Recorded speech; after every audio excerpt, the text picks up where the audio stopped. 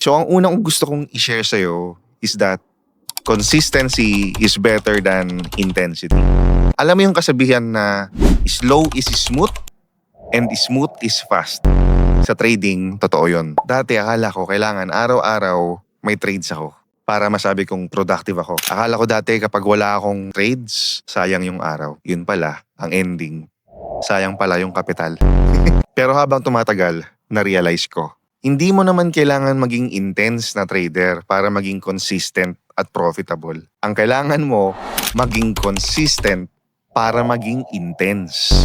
Isipin mo para ka nag-gym. Kung sa unang araw pa lang, 200 kilograms na ang binubuhat mo, tapos, that's it, hindi ka na bumalik ulit sa gym, walang progress. Kasi isang beses ka lang naging intense eh. Pero kung araw-araw ka nag-gym, kahit na 20 kilos, 50 kilos lang yung binubuhat mo, pero araw-araw, consistent ka, for sure, mas malayo ang mararating mo.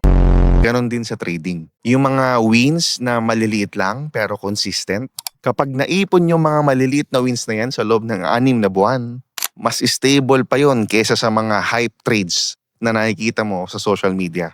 Huwag mong i-overestimate kung ano yung kaya mong gawin sa loob ng 1 linggo. At huwag mong i-underestimate kung anong kaya mong maabot sa loob ng 1 taon na mayroong consistency.